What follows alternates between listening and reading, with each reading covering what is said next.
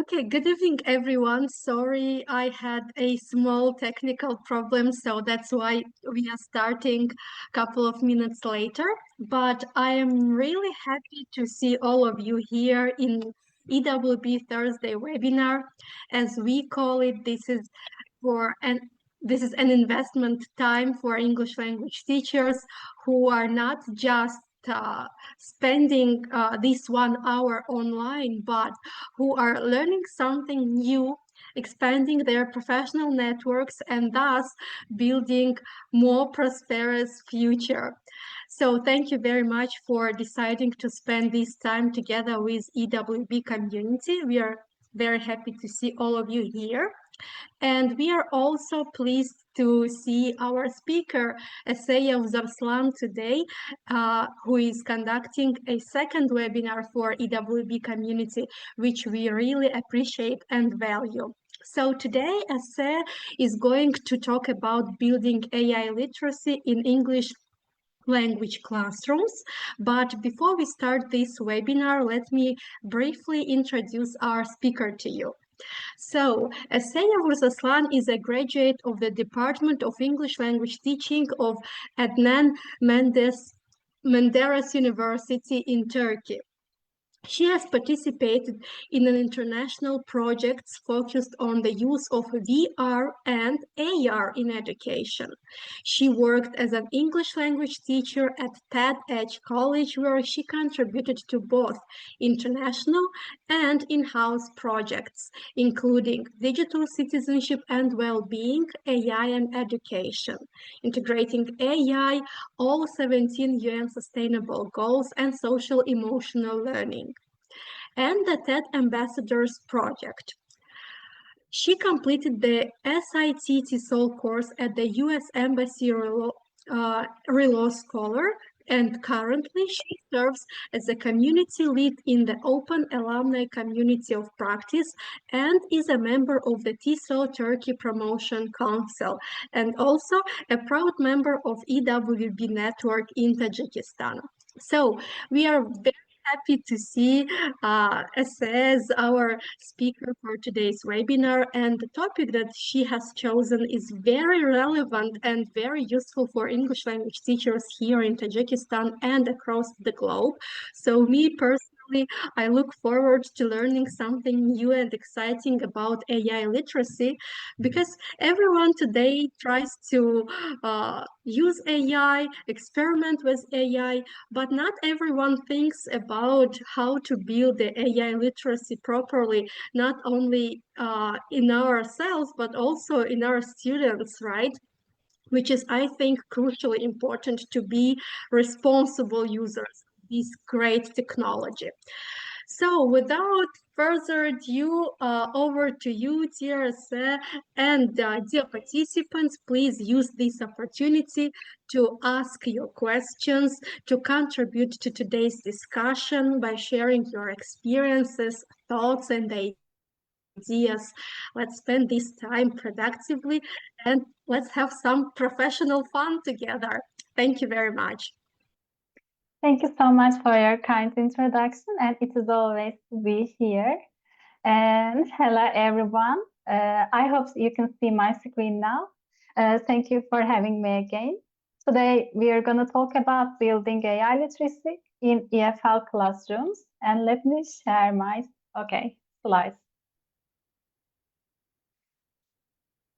Okay. First, I want to introduce the outline of this session. We will be focusing on what, why, and how questions regarding AI literacy. For example, we will answer what is AI literacy, why do we need it, and how to build AI literacy. Of course, I will be doing sample classroom activities for real-life practices, and finally introduce the traffic lights framework.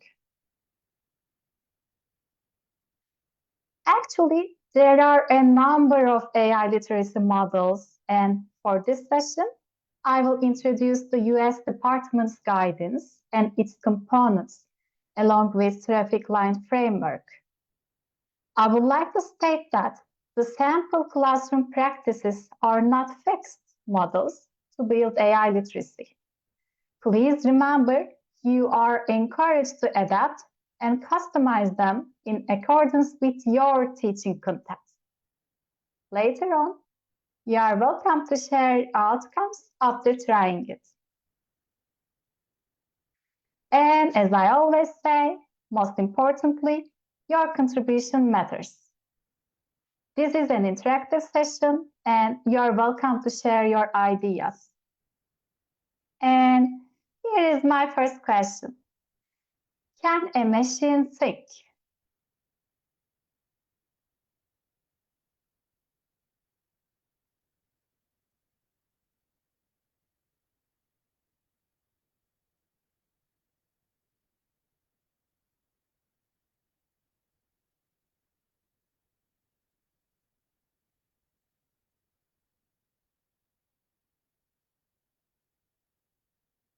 Okay, thank you so much for the answer. Actually, this question is the foundation of AI developments. AI has been with us for decades, and now we see a rapid advancements. So, what is this AI that everybody is talking about? According to NASA, artificial intelligence is the type of technology that helps machines and computers have thinking abilities similar to humans. And my next question, can AI be always accurate? Is it always right?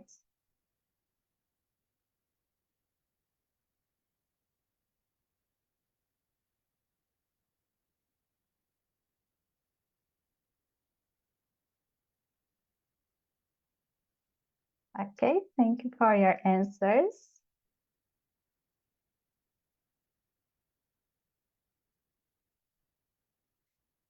Let's see if AI is accurate together. I asked AI to generate this picture, but it seems like something is wrong. What is this? Just think about it.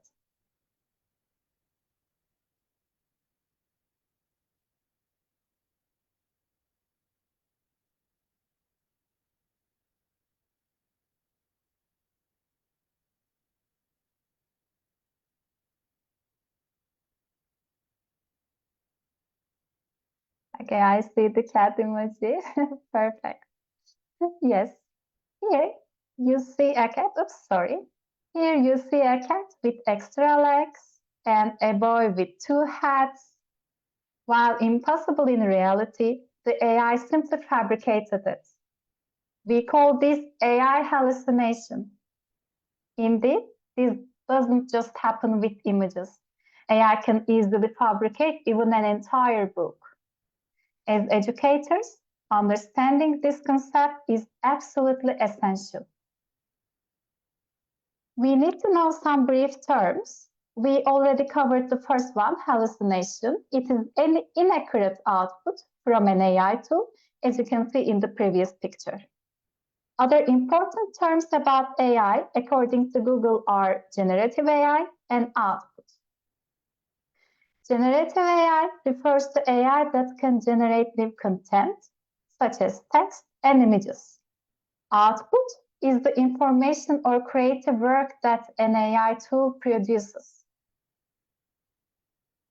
Prompt is the method for interacting with an AI tool. It is what we write down. One-shot prompting is a prompting strategy that includes one example of the desired input and output.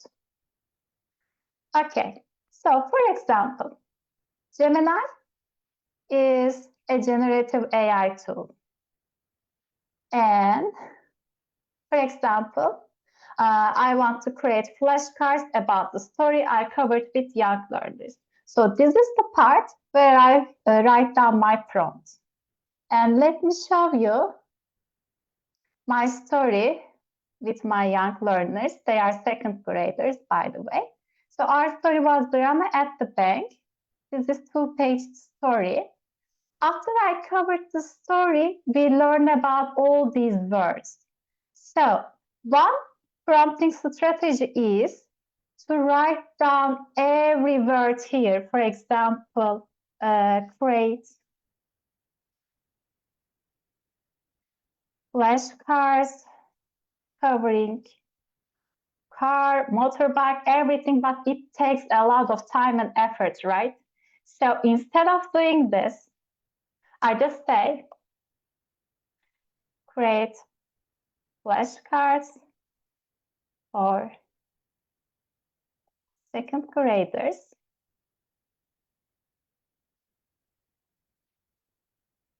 Covering the story drama at the best. Okay, this is my prompt. Then I click here and I click on the upload files. Let me choose my, story and upload it there. And when I generated it, actually it creates flashcards. So it becomes our output. And also, you look at the slides created by Canva also. I use it for designing the slides. So this is actually the real output I'm using now. Okay, let's continue. To build AI literacy, the first thing we must do is to define and differentiate it from other literacies. We have two umbrella terms. One, core information media literacies. Two, emerging technical literacies. Let's focus on the purposes of core information and media literacies briefly. Information literacy is about truth and evaluation. For example, students read an article and they are able to know if it is actually true. Media literacy is about message and intent. It is understanding that every piece of content was created with an intention. For example, students are able to ask, who made this? Why did they make it? How are they trying to make me feel? Digital literacy is about using tools. For example, students are asked to search about historical places, let's say. When they surf on the net, they choose only the academic sites and blogs rather than clicking on the links randomly. Now let's focus on the other umbrella term, emerging technical literacies. Okay. Here, I want you to look at the data literacy first. Data literacy is the ability to collect and draw meaningful conclusions from raw information.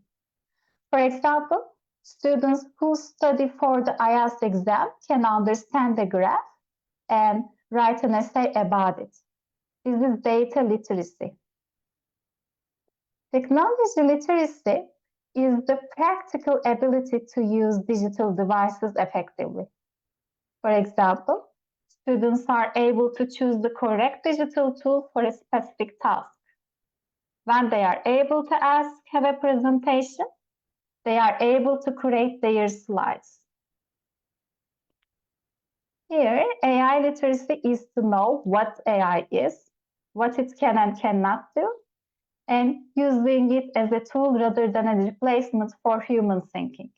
For example, students are able to recognize the difference between human-created and AI-generated content and use AI to brainstorm ideas without letting it do actual work for them.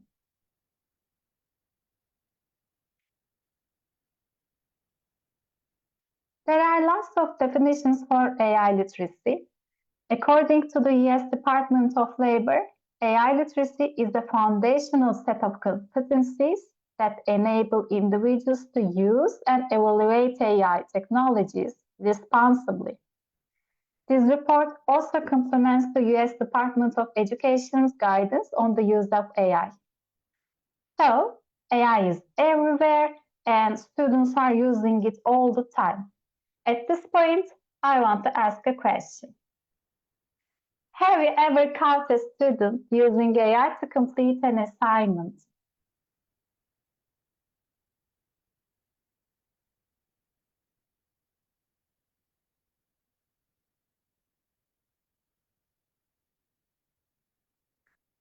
Yes, it is very common, right? I also count one.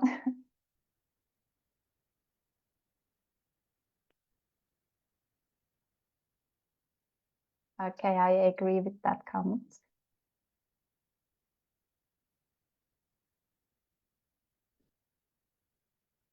Okay, thank you for your answers.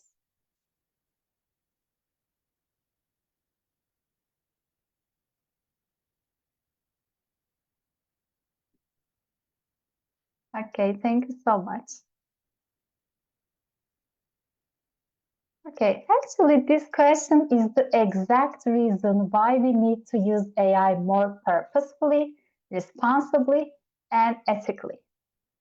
Students should have an aim to use AI such as brainstorming or checking their spelling.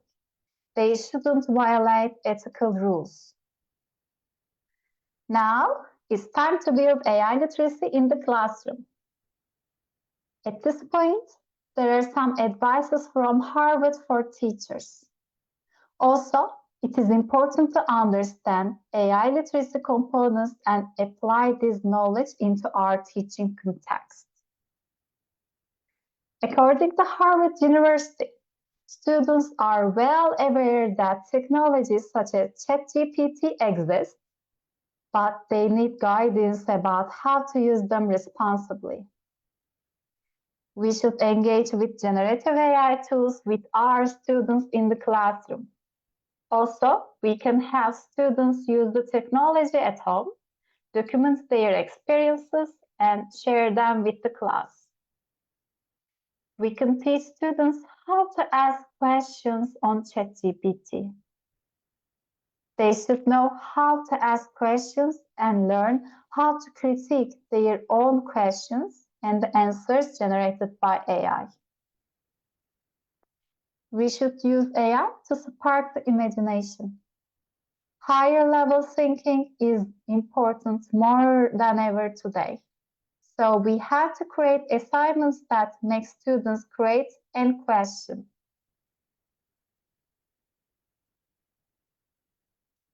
Let's focus on AI literacy components and real-life classroom practices.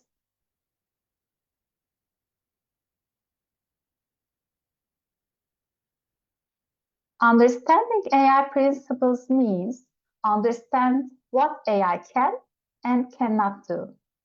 For example, AI can help us learn about something, but it cannot give correct answers all the time because it might make up a source or a content.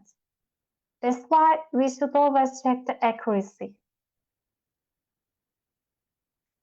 Here is the classroom activity for high school students. At first, you can ask students to write down their thoughts about what AI can do or cannot do on the board. Then, make them prompt and generate what they wanted by using ChatGPT or Gemini. Finally, ask them to present or talk about what they think about the output they got. This is a good speaking practice. High school students really like debating. And I want to give you another activity. It is for the secondary school students. Firstly, point out the two sides of the classroom, the facts side and the myth side. Then read a statement about AI and ask the students to walk to the fact side of the room if they think this is true, or the myth side if they think it is false. Once they choose a side, reveal the answer. You can see example statements on the slide, and you can also write down yours as well. For example, here we see AI is a real robot with a brain that can feel happy, sad, or angry. It is, of course, a myth. Meanwhile, AI can help us figure out our grammar mistakes. It is a fact.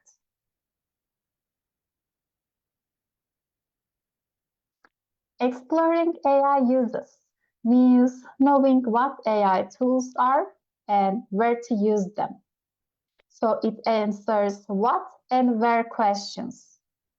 For example, Canva is an AI tool, and students should be able to know how to use it when they are asked to create posters or presentations.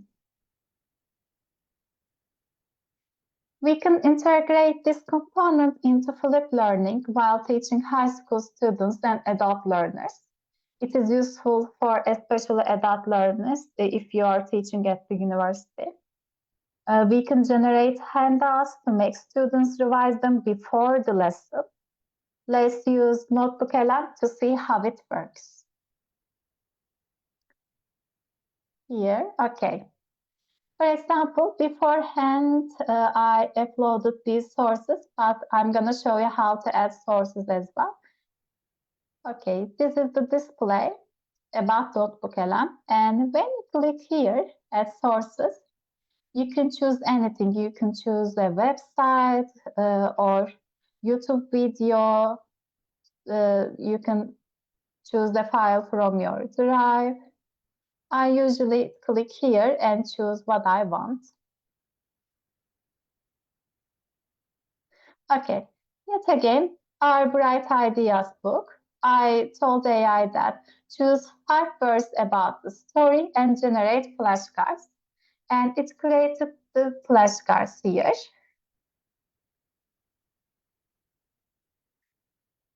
Here you can see the definition and the word also.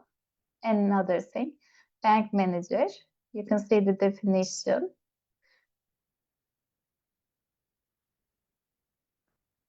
Also, what about the secondary school students? For them, I choose the relative class topic, for example, and I asked AI to just create a handout for them. For high school students also, you can use it. And actually, it created this handout.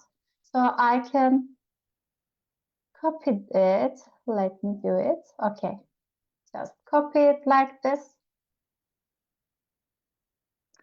And add the notes and paste here. Or I just click on the suggestions here. It is how it works.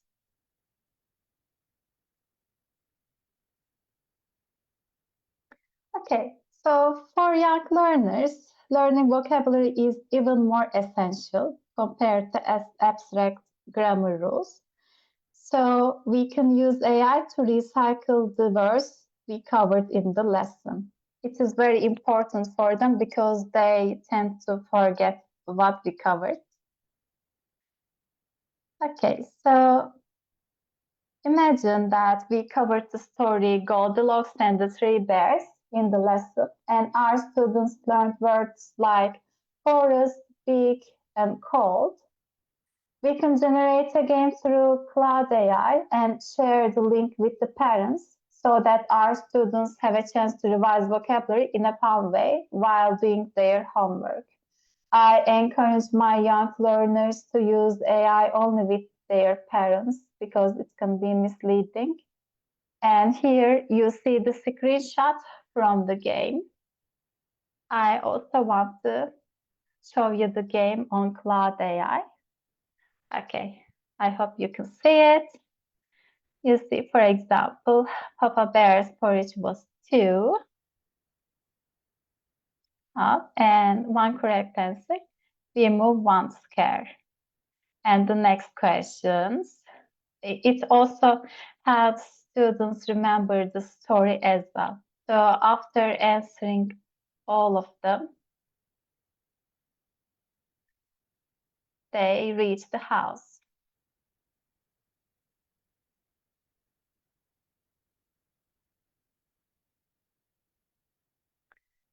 Okay, directing AI effectively means providing strong prompts while using AI. Therefore, students need to learn about prompt engineering. It means giving clear instructions to the AI tools as well as avoiding vague or misleading prompts. So here is again classroom activity to teach prompt engineering. You can apply it with your secondary or high school students as well as adult learners. At first, you divide the board into two, one for strong prompts and the other for the weak prompts. Then use ChatGPT or Gemini to show the outcome. Okay, you can see the weak prompt I provided for Gemini. Please take a look for a second.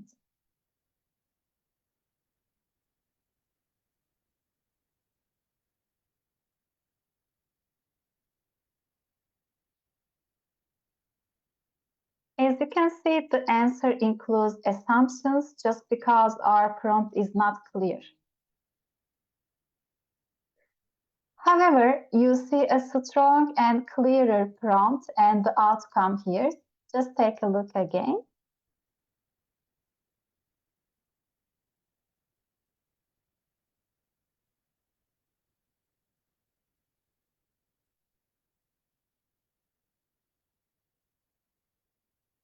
You can advise students to write down prompts like this while studying grammar because it's also explained the grammar rule as well.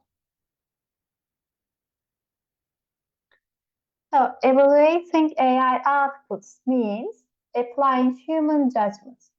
As for the teachers, if we generate a worksheet, there might be some mistakes. That's why we need to check the outcome just in case before sharing it. As for the students, we should inform them about misleading outcomes. For example, this is a classroom activity that you can customize according to your students' level. You can generate a story and ask students to find out irrelevant sentences to introduce AI hallucination. Let's take a look at here.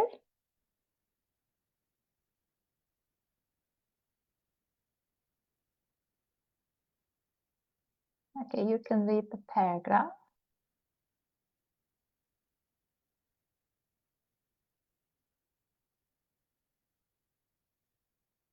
Here I generated a story about saving our planet for my 5th grade students. You can see the weird sentence in the outcome. AI can be misleading at times, so it is important to show it in the classroom. Using AI responsibly is about protecting sensitive information. We should avoid using the information about ID numbers, age, addresses, or full names. Also, students must understand that copying and pasting the entire AI-generated responses is a form of cheating. In this way, we can promote ethical AI use in the classrooms. So, how to do it? To promote responsible AI use, we can benefit from traffic light framework. It is very practical for our writing lessons and assignments. It helps us promote academic integrity and AI literacy.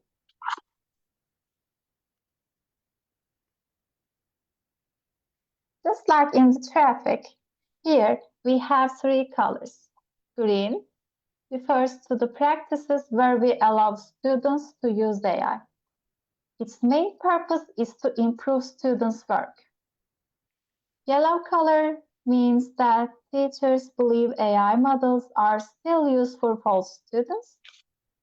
Here you allow students to use AI, but you do not encourage them to do it. Red color means strictly restricted situations for AI use. Please remember, each teacher, each classroom is unique. So deciding on whether we label something green, red, or yellow may change depending on the context. Here is the example classroom practice. Please remember that it is better to introduce this framework while presenting the assignments, not after it. First of all, Decide on the topic and the task. This is the checklist I used for my 7th graders for the writing lesson.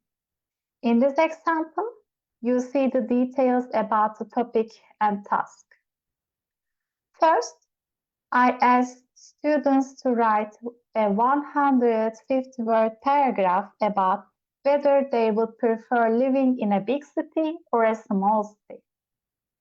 Then, I introduced this framework and sample prompts that students are allowed to use.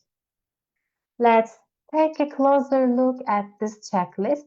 It is too small, but here, let me zoom it.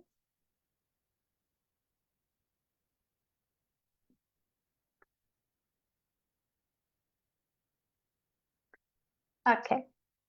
For the green light, I allow students to use AI while brainstorming ideas.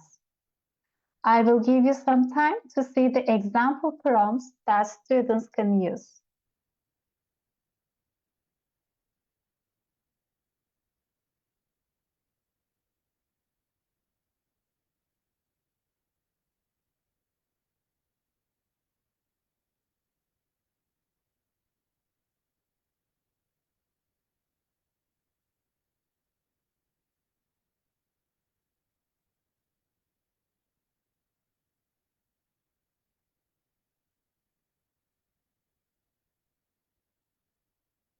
Okay, for the yellow light, I stated that thinking is more essential than just copying the outcome.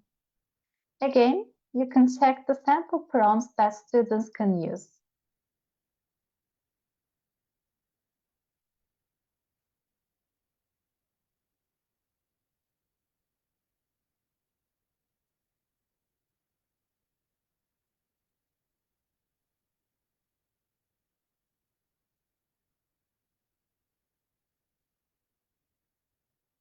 Okay. For the red light, you can see the restricted prompts. I also told students that if they cheat and use these prompts, they would lose points and even get 0.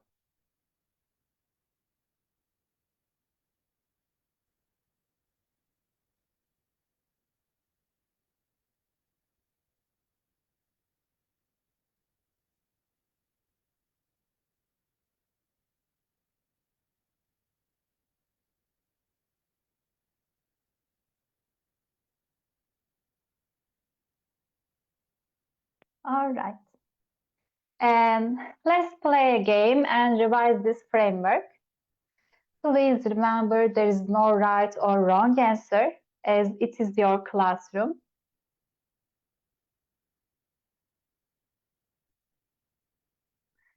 Okay.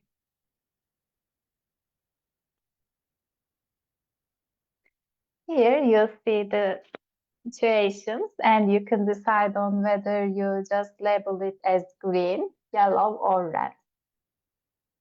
A student uses AI to write their essay introduction after getting a low grade.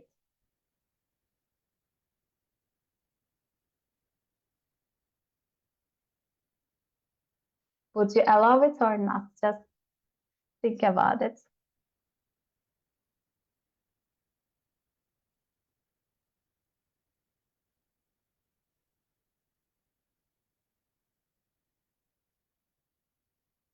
Okay, another one. A teacher creates a grammar test entirely with AI and gives it to students without reading it first.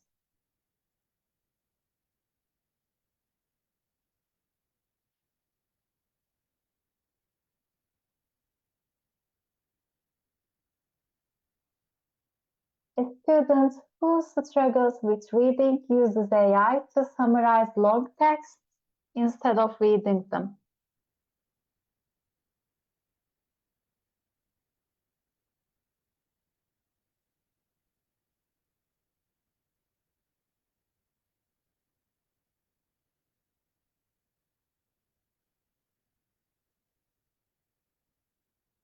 Another one, a teacher accuses a student of cheating based solely on a high AI detector score.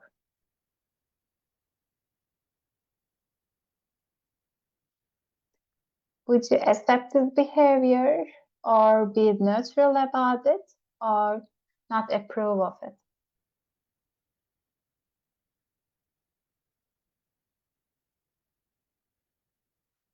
And the last one, a student translates their ideas from their first language into English using AI, then submits it.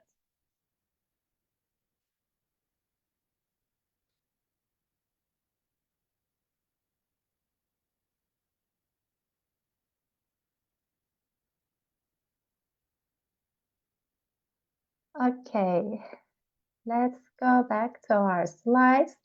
And you have done so well. Thank you, everybody, for your attention. Okay, actually, do you know that your answers will reflect your AI philosophy? AI philosophy is that, according to UNICEF, it explores not only how machines think, but also whether they can ever achieve true consciousness and moral responsibility. In short, AI philosophy is directly about building AI literacy and using AI tools more responsibly. So it is you to decide where you allow your students to use AI or in which situations you would actually prefer using AI for your classroom or in your daily work life, for example. So it is about reflecting this question. Actually, you can reflect your answers and just maybe share it in comments. What kind of teacher am I, and what extent would I allow the use of AI in my teaching context? You can just think about it and just create your own AI philosophy and create your own AI framework to use in your own classroom. Okay, so thank you everybody for listening to me. These are the recommended sources. And here is my reference, and you can read through an email or LinkedIn. Okay, thank you so much.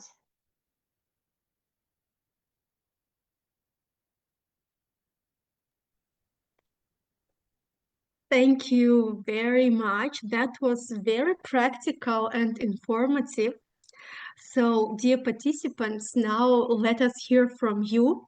If you have any questions or comments regarding what we have discussed today, please write them in the chat or in the comments if you are watching us on Facebook.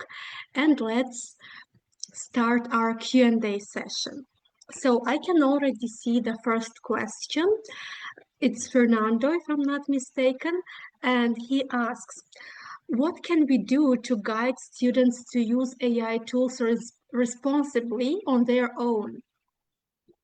On their own, for example, as I told, you can give something sample links for them, and you can provide some sample prompts. For example, please, instead of writing down, please summarize it briefly. You can ask students to choose 5 words from the text that they don't know, then revise them first to understand the reading text, not by just translating or not make the AI actually summarize it for them. You can use, you can actually tell explicitly to use AI in this way to your students. Yeah, thank you very much. Also, recently I read Claude AI report about how educators use AI, and they have brought some quotes from the university educators.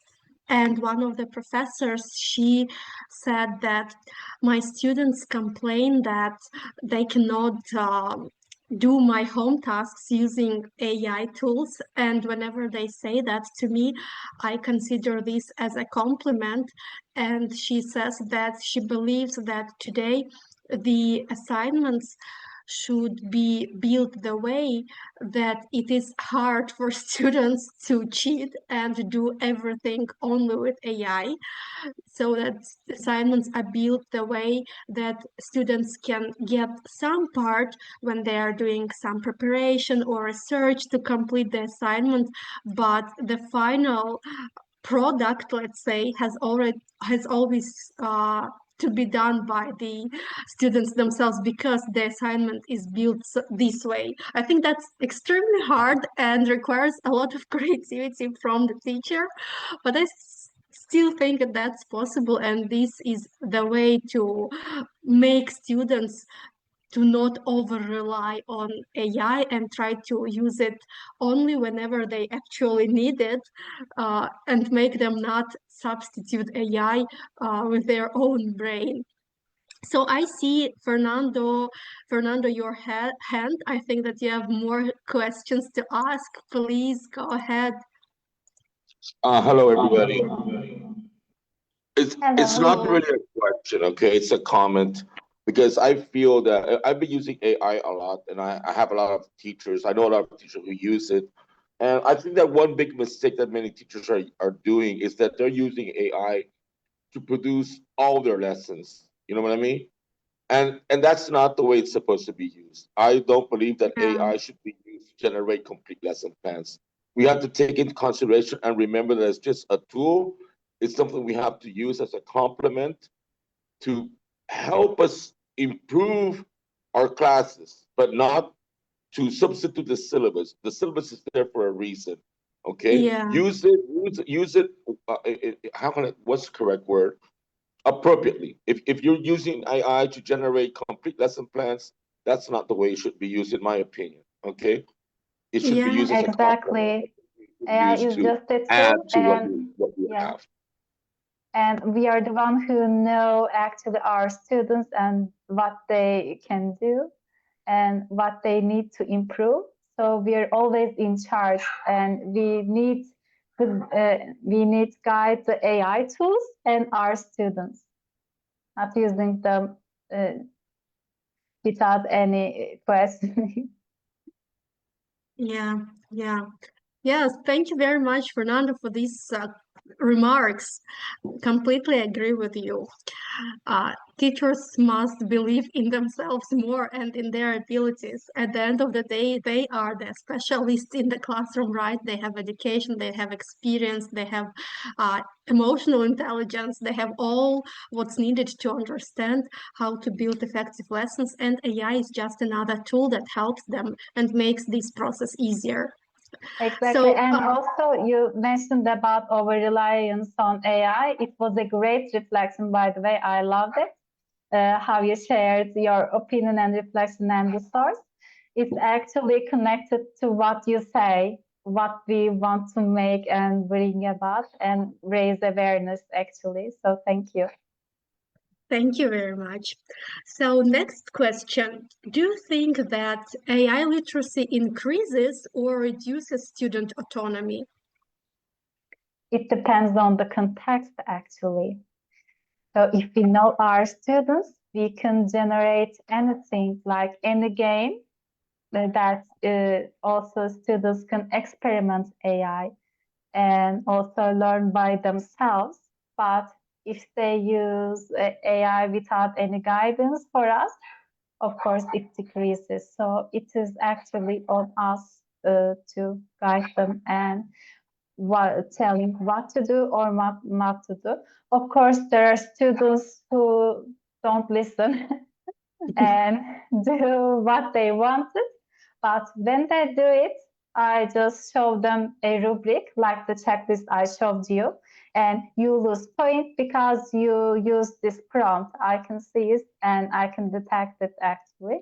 And they understand why they lose points from that lesson. Yeah, yeah. And as we already started talking about student autonomy, a follow-up question here in the chat. What are some risks of giving students full autonomy when using AI tools? Oh, it is very risky. And for example, students aren't and shouldn't be 100% response manage AI used by their own. Again, we can say, okay, you can use it in this way. You can use this tool. You can use ChatGPT or NotebookLM to create slides or just make an audio book of our textbook like this. If you are a great listener, for example. But again, it is also, it has challenges, I have to admit. So one of the challenges are students are cheating or copying and pasting, violating any classroom rules. And they say sometimes, oh, teacher, I did it. And it is AI mistakes, not mine. So I don't want to lose any point, but you are the one who used AI to do this. Sometimes it can be a challenge to debate with them at this point. Yeah, I can relate to that. So, Fernando, you want to add your comments on that too? Please go ahead. Just one thing. Oh, sorry. I'm using two stations here, so there's an echo now. Yeah, just one thing that's really important. I think we should all take into consideration is that AI doesn't feel, right? And AI will never know what the profiles of our students and our class or our classes are. That's one big difference that the teacher has. So what we can do is we can take advantage of AI, feeding it with the profile of our students and our classes to fit our students and classes needs, right? Because if you ask AI for one thing, it will give you one, it will generate one thing, but it will generate it for everybody, not for specific students or for specific profiles that our classes have. That's something that only the teacher can identify. But when that is identified, we can use that data appropriately with AI to generate personalized activities or more meaningful activities for the classes or our students according to their profiles. But it's a wonderful tool. It's really, it's something we can really take advantage of. That's it. Thank you. Bye-bye.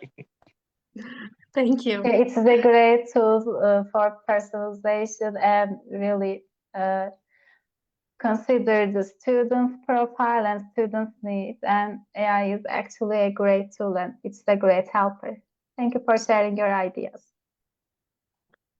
Thank you. So Zumrad is asking, how can we encourage students to not use AI while doing their home tasks instead of them? So do you have any favorite techniques, strategies to encourage students to think on their own and do tasks on their own? Actually, at home, of course, we are not by them, so we cannot know the whole story, let me say, at this point, because sometimes parents say also, oh, my daughter or son is very studying for your lesson, kind of thing, but meanwhile, in the real life, they were just playing games all around. But in the classroom, before using anything or before I allow them to use their phones, I make them reflect their, let me say, ideas first, then compare it with AI-generated brainstorming ideas. So they see the difference between the ideas they created first and the outcome by the AI. So once they see the difference, they started to trust themselves more because they say, oh, teacher, AI created it, but mine was so logical compared to it. So it gives them, as I told you, more trust in their own abilities. So once they realize them, they want to show it off. Yeah. I also think that when students are not really afraid of making mistakes and feel that the classroom is a space where they can feel safe making mistakes because their mistakes are the part of the learning process.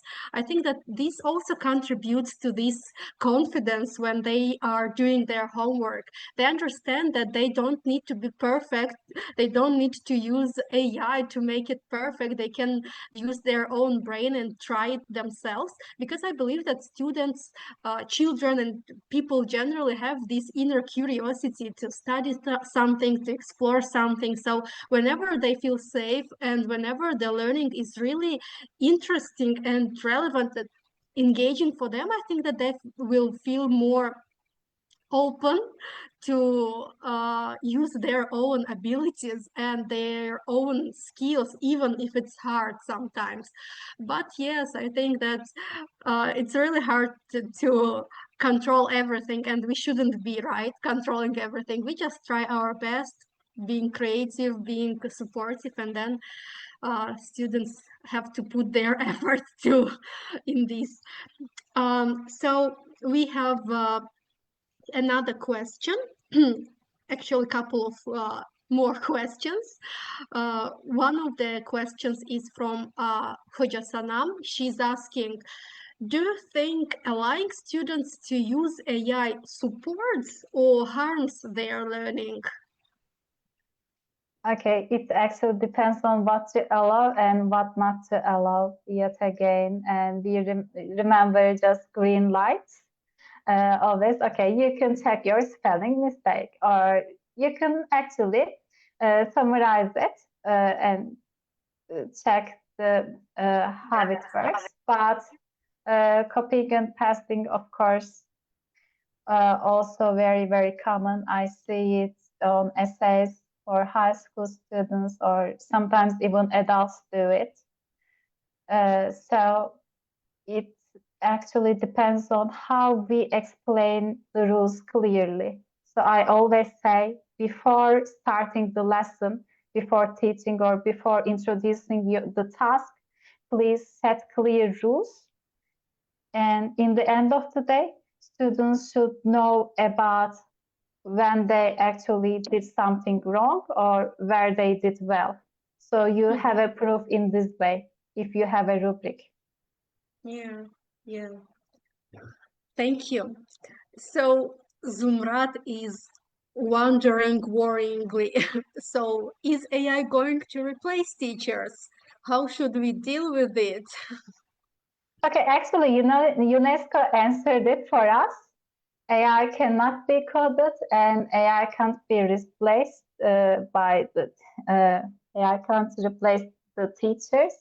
So it is very, very well widened topic. It's a great discussion, and the answer is this.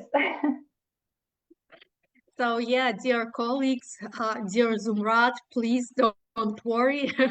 You, as a valuable human being and a great professional, will not be replaced. Yeah, there was a debate over it, and now we need even more need to be human in the AI era.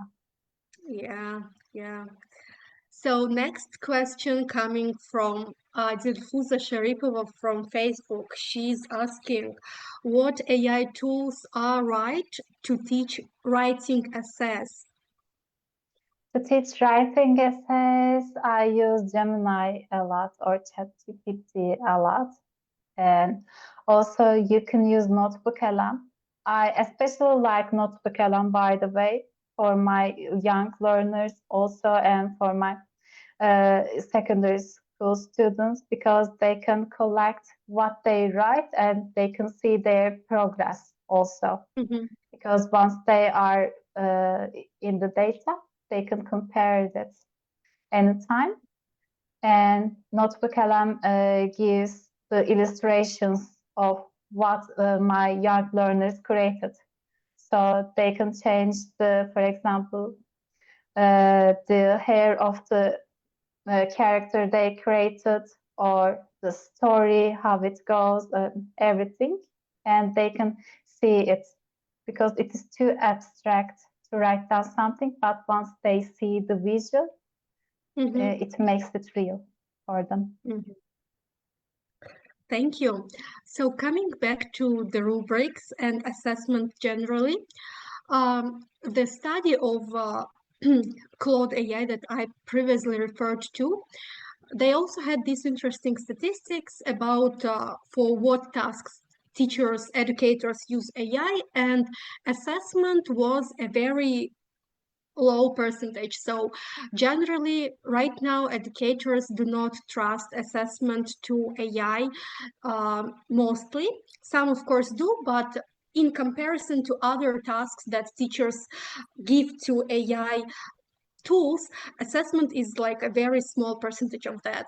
So what about you, in your experience? How do you usually assess students' writing, for example, if we are talking about writing? If you already created the rubrics that are suitable for your classes and that you identified your learning focus there, so does AI evaluate students' writing based on your rubrics, or you still go through that yourself and give them some feedback to your students? How does it work in your teaching? I still go through the mistakes, especially where the mark is very low. For example, I use this rubric in real life context with my seventh graders. Actually, because they are confused how to use AI, actually, some of them told me that, teacher, I'm worried because AI can be misleading. What if I learn something incorrect? How can I even be aware of it? So I came Yeah. up with this framework, and I allow students to use or not use in a way that they wanted.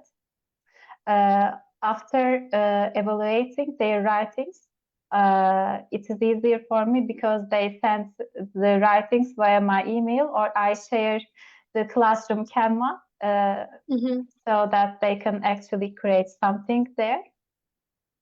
And after that, I always rechecked because sometimes AI, how can I say, misgrade or if the sentence is actually answers the question and the topic is relevant, I still give extra points. But if AI detects even a single mistake, for example, she goes to the school instead of she goes to the school, AI just gives 0 points all of the sentence. So I always double check. Yeah, thank you. So these Oh, we was cannot hear all. you. There's Zero, so you can check your microphone. Can you hear me now?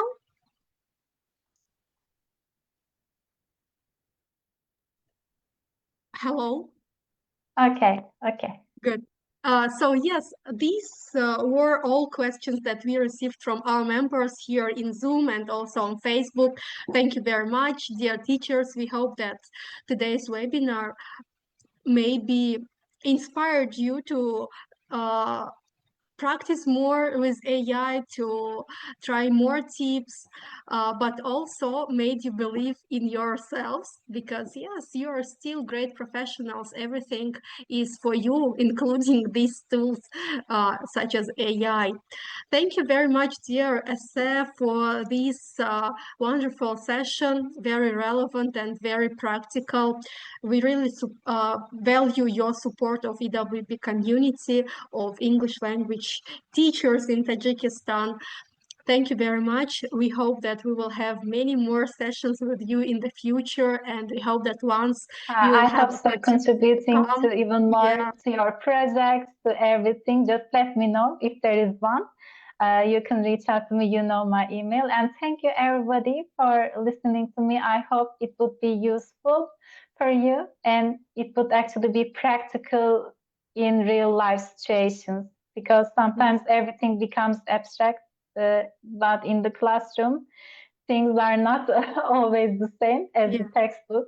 You can see it. So I hope you enjoyed, and thank you so much for having me. And thank you always for being so positive for your energy. There's Zuro. So see you. Thank you. Thank you. Yes, see you all next week, dear participants, and enjoy your evening, enjoy your weekend. Goodbye, everyone. Thank you.